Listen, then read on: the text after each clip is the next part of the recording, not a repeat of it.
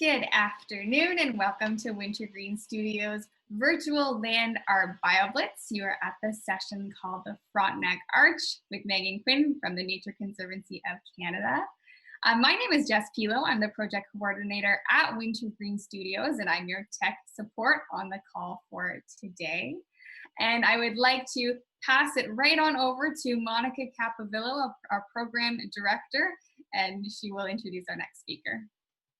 Thanks, Jess. Welcome, everybody.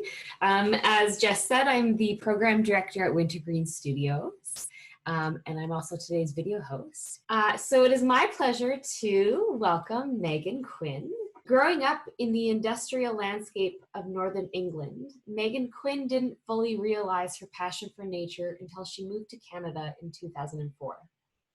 After graduating from the Ecosystem Management Technician and Technology programs at Sir Sandford Fleming College, she worked a variety of jobs in the environmental field with a focus on the not-for-profit sector. Since 2018, Megan had led the Nature Conservancy of Canada's Eastern Ontario Stewardship team as the coordinator, Conservation Biology, Eastern Ontario. Without further ado, I'll hand it over to Megan. Thank you, Monica. That makes me sound very official. So I am just going to go ahead and get my screen shared here. So thank you everyone for joining me. As mentioned, my name is Megan Quinn and I'm the coordinator of conservation biology for Eastern Ontario with the Nature Conservancy of Canada. And I'm here today to talk to you about one of my absolute favorite places, which is the Frontenac Arch. So without further ado, I'm going to get started just by briefly describing who the Nature Conservancy of Canada is. So for those of you who aren't familiar with our work, the Nature Conservancy of Canada is Canada's largest land conservation organisation. We're a charity that partners with individuals, corporations, foundations, Indigenous communities and governments of all levels to protect Canada's most important natural areas. And we do this through the securement and long-term stewardship of the properties that we have all across the country. So we work from coast to coast to coast. We have programs in every single province. And since 1962, with the help of our partners, the Nature Conservancy of Canada has helped to protect 14 million hectares, which is 35 million acres of land all across the country. So this map that I have up on screen here is a little out of date. It's from 2015, and we've been steadily acquiring things since then, but you can see the big impact that we've been able to have as a private not-for-profit organization in the environmental field. So just briefly, a little bit about myself. As mentioned, I'm the coordinator of conservation biology for Eastern Ontario, and I wear many hats, but what this really means is that I'm responsible for supervising and implementing all of the on-the-ground stewardship work that happens in Eastern Ontario. So everything from planning budgets to going outside and chasing turtles so we can research them to removing invasive species. But we're not here today to talk about me. We are here today to talk about Eastern Ontario and the Frontenac Arch. So these pictures that I have up on screen here are just some of the beautiful landscapes that I get to work in on a daily basis. And I wake up every morning excited to go to work. We are so lucky in this part of Ontario to have the Frontenac Arch on our back doorstep. And all of the shots that I've included here were taken on Nature Conservancy of Canada properties in the Frontenac Arch, all within 30 minutes drive of Kingston. I think I have a bit of an extra appreciation for this type of landscape because I didn't grow up around it. As it was mentioned earlier, I was born in Rotherham, England, which is about as far away from the natural world as you can get. So it really wasn't until I moved to Canada that I really got my first taste of what the environment could look like. So to put it just into perspective a little bit, if you search the name of my hometown in Google Images, this is what you get. So it's not the most friendly natural space, but from going from that to this, I wanted to dedicate my career to making sure we could protect it. And being able to protect these important natural spaces is something that everybody on this call is able to be a part of. So as I mentioned, the Nature Conservancy of Canada works all across the country, and to be able to do that effectively, we split ourselves into regions. So this is a map of our Ontario region, and then if you look on the right-hand side, we have the Eastern Ontario sub-region, which is the area that I'm responsible for. And within that, to really be able to focus our work, what we do is split that even further into priority natural areas. So when we're looking at acquiring properties and protecting them, we try and balance what makes the most sense ecologically and financially to make sure we're having the biggest impact with our donor dollars. And we found that by concentrating our efforts into these natural areas, we're able to make a bigger impact and protect the areas that need help the most. So we have the Ottawa Valley, but today we're talking about the Frontenac Arch.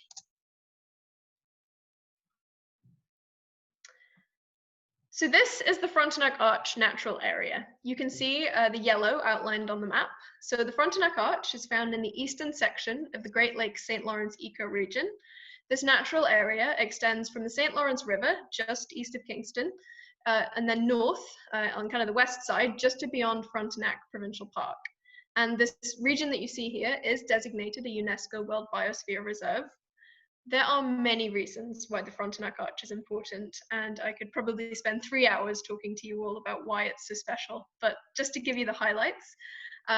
Firstly, this area has the highest amount of natural cover in southern Ontario, south of the Canadian Shield, and it's the last intact forest corridor in eastern North America. And you can really see the impact that is when you look at the map. You can see how much greener everything inside the boundary is compared to everything outside.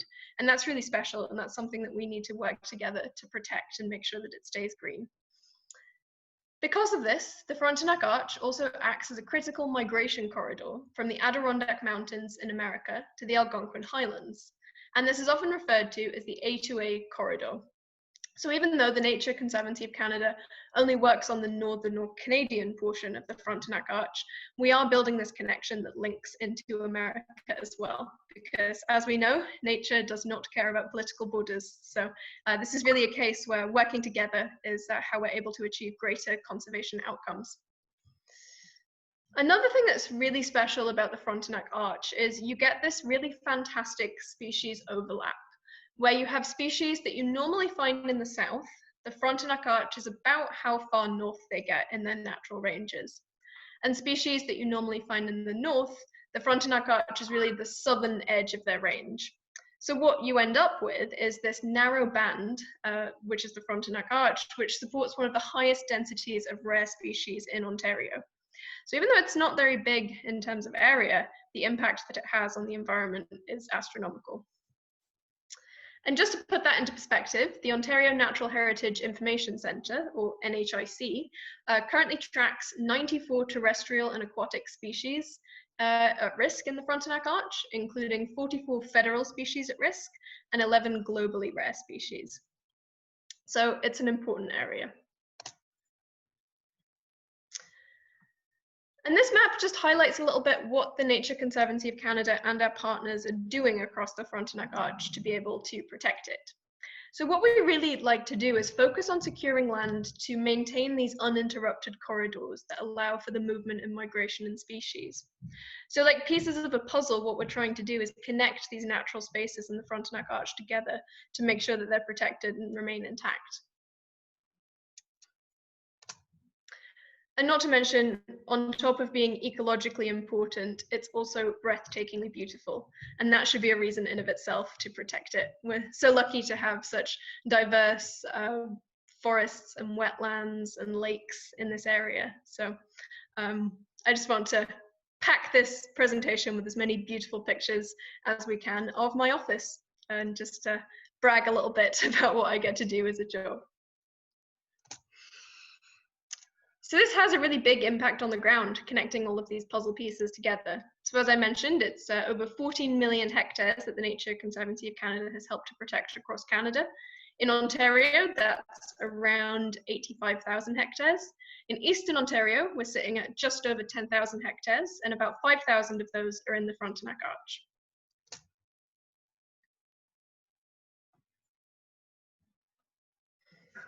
So one of the main questions that I get about the Frontenac Arch is what kind of habitats do we have there? What kind of things like to live in the Frontenac Arch? And really, that's one of the biggest questions that the Nature Conservancy of Canada asks ourselves whenever we acquire a new property. So what I've done here is I've put up an example of a vegetation community map that we make. For those of you who are a little bit familiar with environmental work, you can see that we have ecological land classification codes on there. So really what we do, so when we acquire a property, we analyze aerial photos, we visit the property, and we try and figure out what each little bit of the puzzle is in terms of its composition as a vegetation community. And what this does is it really allows us to prioritize our actions and determine what threats our properties may face. So each one of these different colored dots and funny coded letters are a different habitat type. So we really do get into detail of not just saying, oh, this is a forest, or oh, this is a wetland. We look at what type of forest it is, or what type of wetland. And that helps us to determine what species we may find there and what work we need to do to help to maintain and restore those habitats. So to dig in a little bit deeper, I'm just going to give you a broad overview of some of those habitat types that we might classify across the Frontenac Arch. So by far probably the most common habitat type across the Frontenac Arch is forest. Over 72% forest cover, which is, as I mentioned, is the highest in southern Ontario, the Frontenac Arch is primarily a forest-based system. And it's really the connections between the patches of forest that's the driving factor for all of our conservation work in the Arch, because of how important of a habitat it is for a wide-ranging species. It's great to have a wonderful, intact, pristine bit of forest, but unless there's somewhere for the species to move within forest patches, then it's not going to be able to get us the kind of diversity that we really need. So the forest that we find in the Frontenac Arch has a high proportion of species that we typically consider to be southern species, so things such as hickories, white oaks, eastern hop hornbeams, and rock elm. And this is really different than what you'd find if you went up north and tried to look at a forest on the Canadian Shield. And then we also find kind of what you'd seem to be more of a typical forest that most people are aware of in this part of Ontario, things with lots of maples and white pines and beech, and very beautiful topography, lots of sort of rough cliffed faces, even in the middle of the forest, which if you're trying to hike around aren't always the most fun, but are breathtakingly beautiful. But within these forests, we tend to find these really great rock barren systems. So rock barrens are really important habitat for several species at risk on the Frontenac Arch, including things like whippoorwill and five-lined skink. So connecting these forests together with the rock barrens and kind of looking at it holistically as a whole system, these communities are able to support several species at risk, including some wide-ranging mammals. The Frontenac Arch does still provide valuable corridors for some species that you might not think are around here. Things like fishes, American black bears, in some cases moose, and the eastern or Algonquin wolf are all species that use the connections in the Frontenac Arch to be able to live out their natural cycles.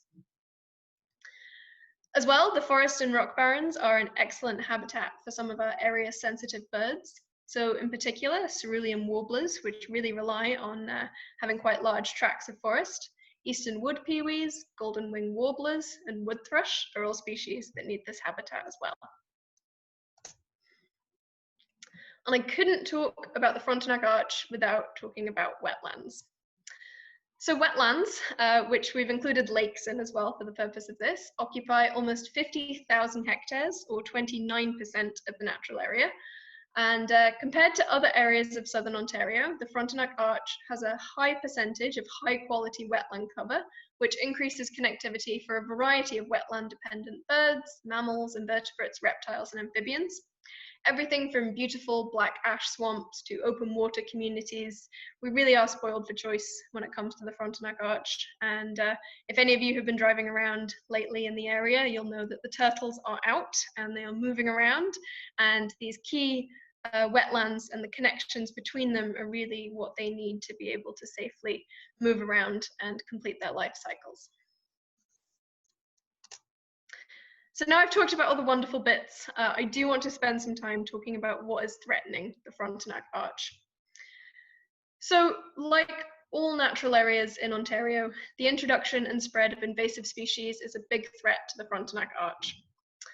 Some common species like garlic mustard, dog strangling vine, and buckthorn are just a few that both the Nature Conservancy of Canada and other conservation organizations that work across the landscape are battling with. Something else that we see as a threat are ATVs and off-road vehicles. They can cause a lot of damage to sensitive ecosystems as they tear up the earth when people drive them off trail. As fun as they are, off-roading vehicles are one of the main ways that invasive species are transported, as seed and plant parts get stuck to the wheels and the tires and then get moved to new places in the ecosystem. Just as well as things like they can disrupt small streams if people drive through them and break the banks, and as well as create quite a mess and crush species and things like that. So as fun as they are, we do ask that people try and do those activities on trail and with a small environmental footprint. One of the biggest threats to not just the Frontenac Arch, but all of our natural areas is habitat loss and fragmentation. So as Southern Ontario continues to expand its urban area, we're seeing an increase in development pressure on the natural area, and this can include the loss of wetlands and forest. We've also got some fairly major transportation corridors that run through the Frontenac Arch as well. We have Highway 401, we have Highway 15, and all of these things provide barriers for the species that call the area home to have to navigate. And climate change is another leading threat of greater pressure on these species. And one of the main things that we're seeing is as our climate changes and we're seeing different weather patterns, we're seeing a shift in the ranges that a species is able to occupy. So what this does is it allows invasive species that may not have been able to survive in our area before, it gives them the opportunity to do that. So it's always new battles that we're trying to face. But not to be all doom and gloom, we can do things about it. So what can we do about those threats? The answer to that is stewardship. So the Nature Conservancy of Canada, we're not committed only to just buying land, but also protecting them and stewarding them to make sure that the things that we purchased them for in the first place, those natural and important features, remain intact.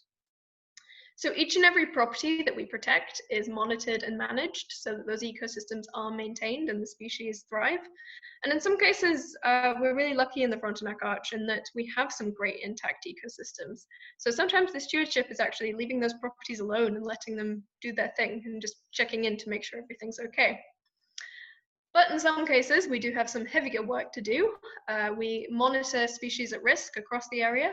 We plant native species to do restoration projects. We classify vegetation communities, like the map I showed you at the beginning, to get a good idea of what we're seeing on the Frontenac Arch. We do things like water sampling, building trails and signage to make sure people are able to access our properties in a sustainable way, as well as mapping and removing invasive species.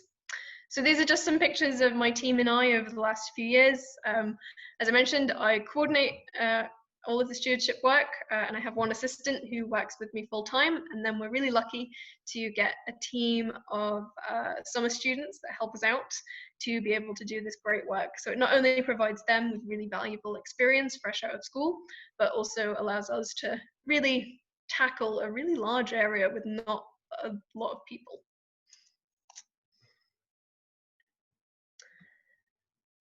So to get to the fun stuff, here are just some of the species at risk that we do monitor in the Frontenac Arch. As I mentioned before, there's almost 100 that are being tracked in the area. So this is just a small portion of them, but you may recognize some of these ones. The top left is the eastern rat snake.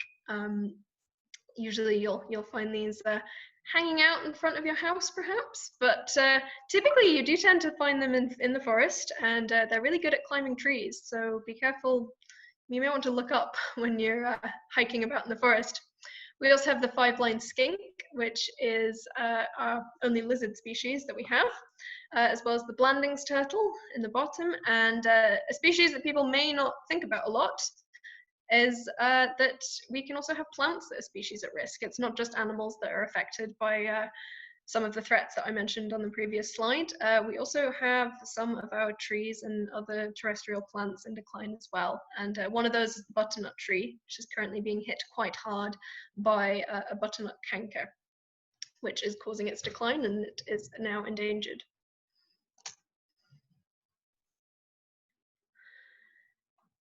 So invasive species removal is a top priority for us in the Frontenac Arch, and it's what I spend a lot of my time doing during the field season. There's always enough to go around and to keep us on our toes. But really, true to their name, these introduced species often invade habitats by outcompeting our native plants and animals, and therefore reducing biodiversity. And actually, the International Union for the Conservation of Nature considers invasive alien species to be the second most significant threat to global biodiversity after habitat loss. So they really can be quite a big problem, which is why we spend so much time and energy focusing on them.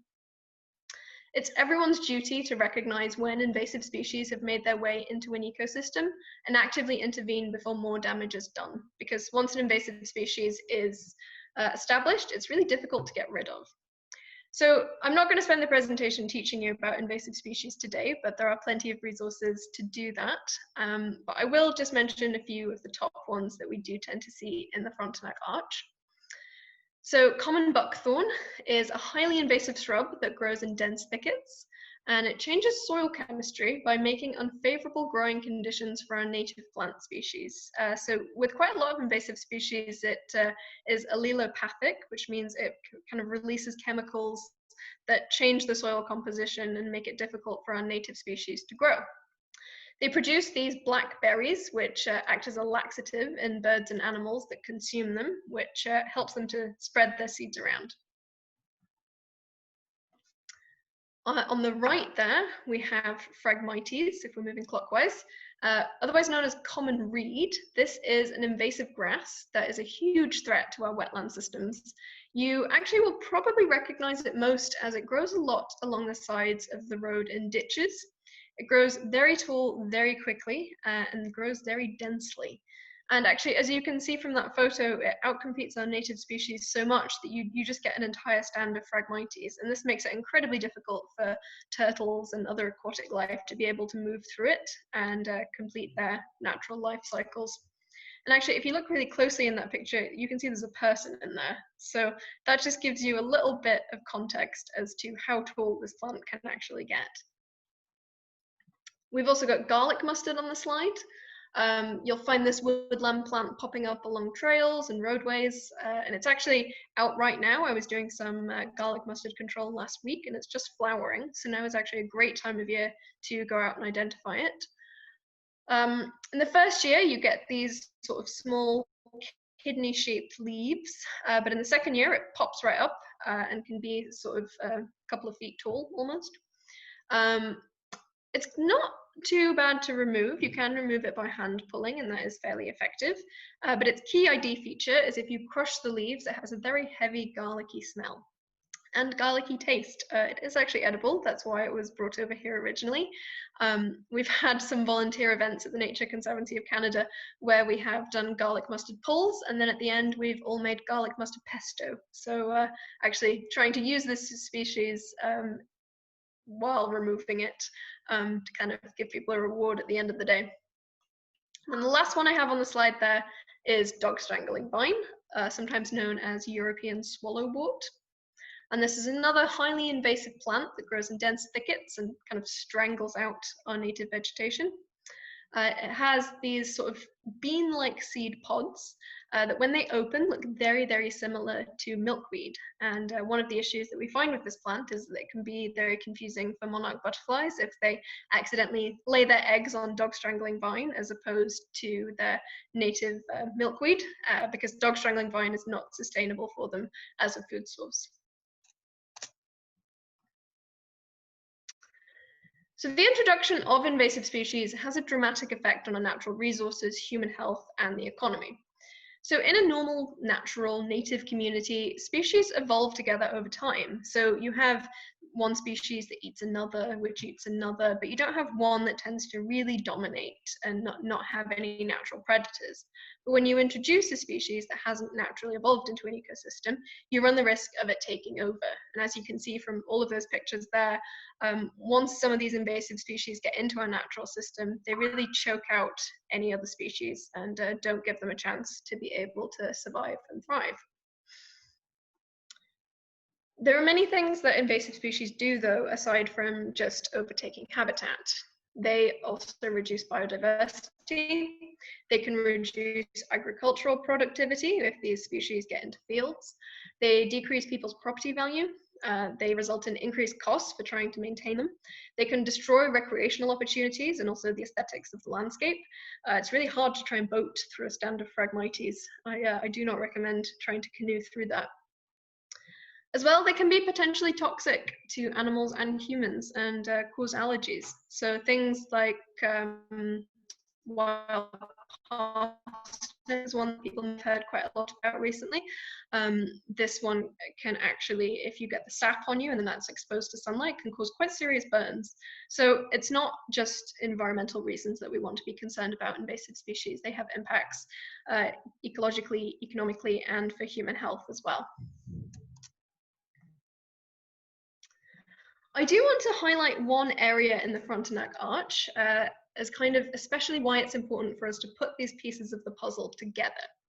So this is a picture of the Lobro Wilderness Block. So it's a group of 16 properties totaling over 3,500 hectares in, sorry, 3,500 acres in the Frontenac Arch, and it centers around Lobro Lake, you can see there in the center, which is about 20-25 minutes north of Kingston.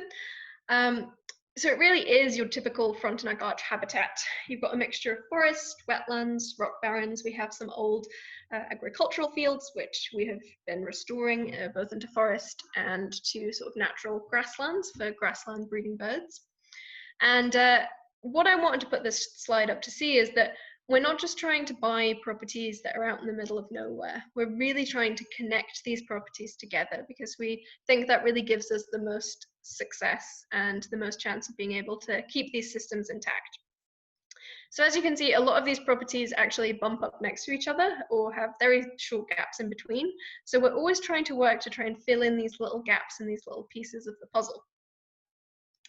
So at the Nature Conservancy of Canada, when we acquire a property, we will go out and do what we call a baseline inventory. So that's going out and basically trying to figure out what's on the property, what plants and animals do we have, what's the topography like, do we have any threats, what are the targets, what are we trying to protect, what do we need to do. It's kind of like a big to-do list.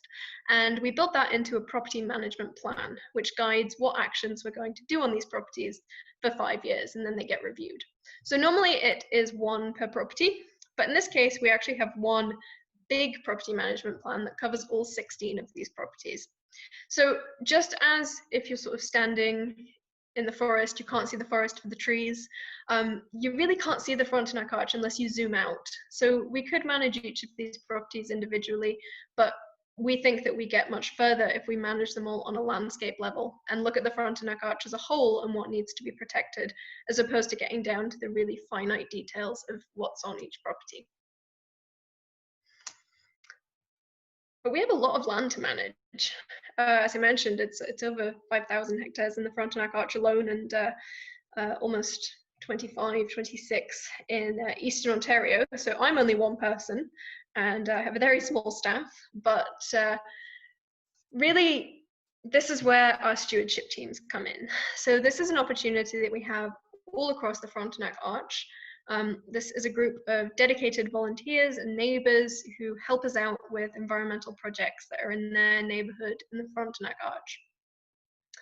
So it was originally started in 2017, and they help us out with tasks such as trail monitoring, recording different species, removing invasive species, removing dump sites, maintaining trails, and it's a really great way for people to be able to get involved. I'm not going to spend too much time dwelling on this, but if people are interested in volunteer opportunities with the Nature Conservancy of Canada, we do have a lot both in the Frontenac Arch and beyond. So Fieldwork wise, everything from helping us clean up dump sites to helping us ID species. We have some volunteers that are really, really interested in fungi, so they help us with recording different mushroom species that we find on our properties. But not all of the work is outside. For every hour I spend outside, I probably spend just as much time in the office, both planning what I'm going to be doing and then following up on it afterwards to make sure that the work that we're doing is actually having an impact. So things like entering data and analysing it, helping to spread the word about what the Nature Conservancy of Canada is doing. And I do like to include this picture in my slides because it was an absolutely miserable day. I was installing signs in February and it was actually -30 outside.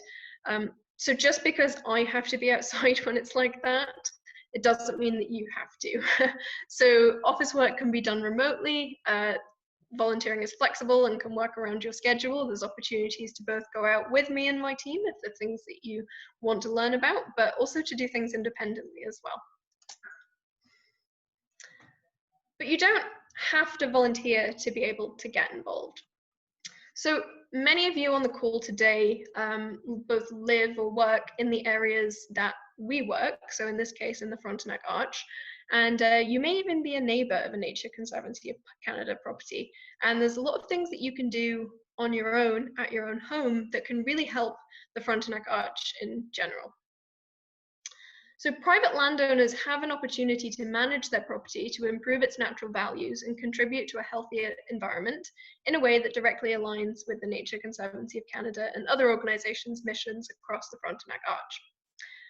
And really, we couldn't do it without this. Although we have a great bank of land in the area, we don't have all of it, and there's no way we're ever going to have all of it.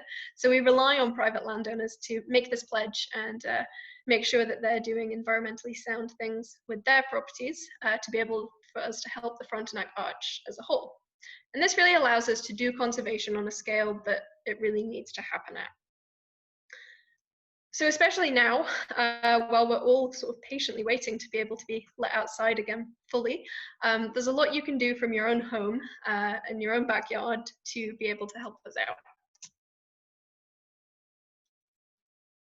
So I'm just going to briefly go over just a few easy and impactful ways you can contribute to the conservation work that the Nature Conservancy of Canada is doing.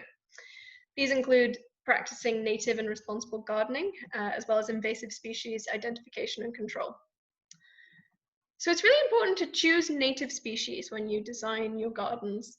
There are many native flowers and plants that attract butterflies and birds, which makes your garden twice as beautiful because you don't just get the great plants, you also get the wildlife that relies on those as well. But it's really important to also consider how you clean up those gardens. So it's important to properly dispose of your yard waste. It's really important to never dump it in a natural space. And this may seem a little silly at first. I know a lot of people, and myself included before I learned, just thought, well, it's green, it can go in the forest. But actually that's one of the main vectors that we have for invasive species to be able to enter into our systems. And at the Nature Conservancy of Canada, we spend thousands of dollars a year and countless hours removing invasive species that have been brought in from people's gardens after they've dumped their yard waste. So if you're not sure how to deal with it, I'd recommend you contact your local municipality to find out the best way to safely and properly dispose of your compost. Even things that you might not think of, like leaf piles or sticks, can actually cause quite a lot of damage to our ecosystems. They can smother vegetation that's already there, and they can harbor pests and disease. Invasive species management. So find out what invasive species occur where you live and learn how to identify them. There are many tools that can help you do this. And if you take the journey of trying to learn and recognize invasive plants, I really guarantee you'll gain a new appreciation for some of the native species that we have as well. It's really easy to walk through a forest and not really look at what different species there are, or not appreciate that you know, each tree looks a little bit different. So just taking the time to do that is not only helpful for your own mental health and well-being, but also for the environment as well. Something else that you can do is monitor your own property. So whether you have a small garden or a very, very large one, taking the time to see if there's any new species that have popped up that perhaps you don't recognize, and maybe take the time to figure out if they are native or invasive. Some common areas to check would be things like boundaries and fence lines, if you have any trails or roadways along your properties, as those are usually the vectors where invasive species get in. And then if you do discover an invasive species on your property, make a plan and get rid of it. It's much easier to do when you have a small population than if you let it get out of control. It's much, much harder to try and eradicate, as well as much cheaper as well if you catch it early. So private land stewardship is really important. It keeps soil, native vegetation, and water bodies intact and healthy. And this is obviously beneficial to nature, but also to us as well. When we value and protect our natural resources, we can ensure that they're around for our future generations to enjoy. I mean, I think if any of you have taken a walk through any of the woods in the last few weeks, if you've been lucky enough to be able to, you'll just see that we've been carpeted by white trilliums, and it would be such a shame if you went out one day and found that it was actually carpeted by garlic mustard instead. So really looking out for some of these species in your own homes before they're able to escape into our natural and really ecologically sensitive spaces is a great first step that you can do from home. And as I mentioned, how we really want to look at things at a landscape level. So without the help of our private landowners and the people that live and work and play in the Frontenac Arch, we wouldn't be able to do such great conservation work that we do at the Nature Conservancy of Canada. So I'm sure many of you have heard of iNaturalist. I know it has quite a big component here at the virtual BioBlitz, but I did just want to really briefly mention how we're using it in the Frontenac Arch. If you aren't familiar with it, it's a platform for people to share observations of biodiversity across the globe. So if you look at the grey dots, each of those represent a species that's been identified all across the world. And this screenshot here was taken in July 2019, and there was just over 25 million species. But if we pull up this one that I pulled up last week, we're over 38 now. So a massive increase all across the globe, which is fantastic. And you can record everything from grass to butterflies to elephants. It has some really cool features where you can go and explore different areas. So I really recommend, especially if you feel like you're missing out right now with nature, you can explore iNaturalist, go to the Frontenac Arch, or go to where your cottage is or where you grew up, and you can see all of the different species that are thriving there. And that's what I like to do before I go traveling. Hopefully I'll be able to go and do that again at some point, but I go and explore the area first in iNaturalist to see what I might find there. And iNaturalist isn't just for people who are conservation biologists or who consider themselves professionals. It's really for everyone. So as you can see here, there's a few species that are marked as unknown. So you can record something in iNaturalist, you can take a picture of it and upload it either through the app or through your computer. And they have some field guides there for you to try and figure out what it is that you're looking at. But if you don't know, there's a great community of people that will go in and identify those things for you. So I even use it all the time. If I come across a species that I don't know, I will upload it to iNaturalist, and then people who are far more experienced than me will come in and tell me what they think it is. So it's also a fantastic learning tool. So we're trying to use it at the Nature Conservancy of Canada. So we launched a pilot project where we have put up some of our property boundaries, which really allow our visitors to interact with the property a bit better. So in the Frontenac Arch, we have Milburn Creek and Elbow Lake up there for people to enjoy.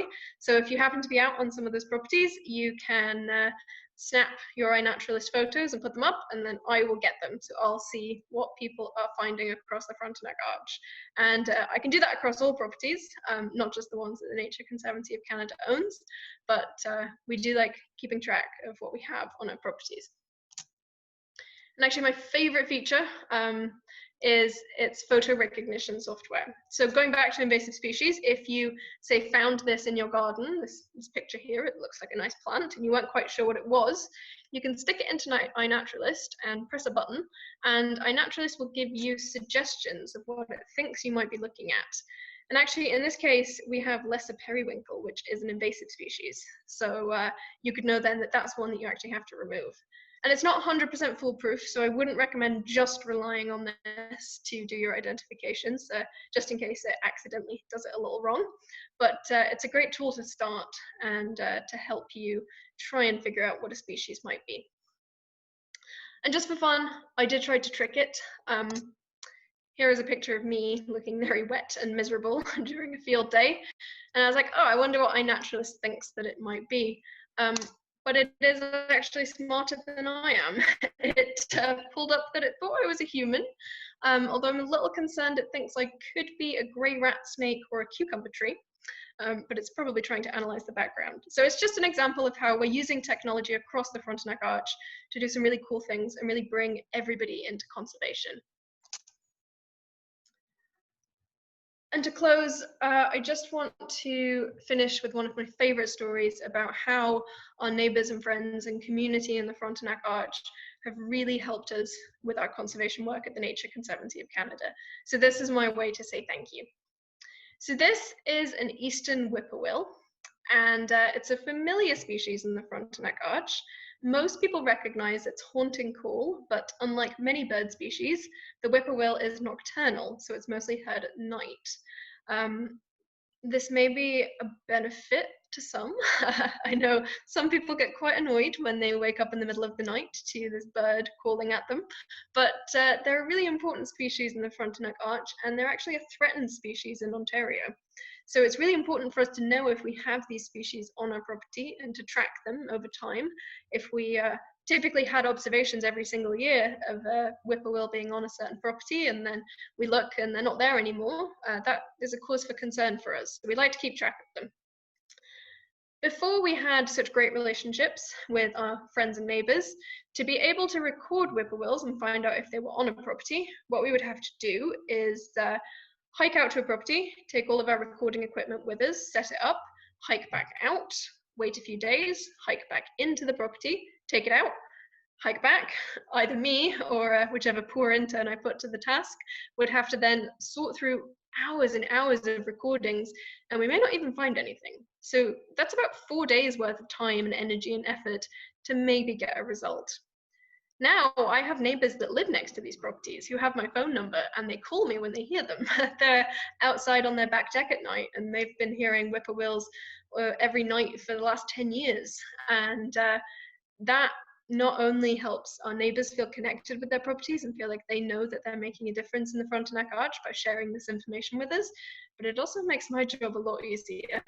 So if anyone does have observations that they want to share with me, I'm more than happy to hear them. I think not only will it help you feel more connected to the Frontenac Arch, it does really contribute to our work. And I want to close by saying how I started. There really is a place for everyone in conservation. We can't be everywhere at once. We can't save everything. We would absolutely love to. But if we cast a wide enough net into the community, the data that we gather can be extremely valuable. So I hope to leave you with a positive message. So you could be a person that has local knowledge of the area to help us build property management plans. You might be excellent at building spreadsheets. You might want to spread the word about what the Nature Conservancy of Canada or other great organizations are doing in the Frontenac Arch. You may walk through your local park and pick up litter. There really is a space for everyone. But I will just mention that donating is another way to get involved as well. So we are a charity, and along with many others in this space, we rely heavily on donations from the public to complete this important work. So if you ever have considered making a gift to the Nature Conservancy of Canada, please feel free to contact me. My information is up on the screen there, and I'd love to chat. So even though things may have seemed a little hopeless over the last few months, know that we value all of the great work that each and every one of you do. And I know because you're on a call today on a Sunday, learning about the Frontenac Arch, that you care about it just as much as I do. So with your help and help from everybody, we really are changing not only how we view the Frontenac Arch, but all the different information that we're able to get with that as well. So I'm just coming up on my time, so I'm going to close it there, but thank you so much, all of you, for joining in. I love talking about the Frontenac Arch and would be happy to answer any questions that anybody has. Thank you so much, Megan. I had no idea actually before we started this just what the Nature Conservancy of Canada did. So oh, there you go. Out of curiosity, where are you right now, or where are you located? I live in Ashton, which is on the west side of Ottawa. Okay. So because I manage all of Eastern Ontario, there's really no good central location for me. But I am currently on a 200-acre horse farm sat above 28 horses in the Ottawa Valley. Couldn't be better then. We had a question from Deacon, and I'm reading it as maybe Deacon is from Picton, but do you happen to know if Picton is part of the Frontenac Arch? Picton is not part of the Frontenac Arch, but we would put in our Eastern Lake Ontario coast subregion. So if I actually go back, yeah, so if you look here, Eastern Ontario kind of stops before Kingston. So this area here, both our Central Ontario East area, I realize you can't actually see that on the screen, but also our Central Ontario West. So both of those areas across Lake Ontario would fall. So it's not quite the Frontenac Arch, but it still has some cool stuff in it as well. And I think we all appreciate that no matter where we are. So unfortunately, I think that's all the time that we have for questions.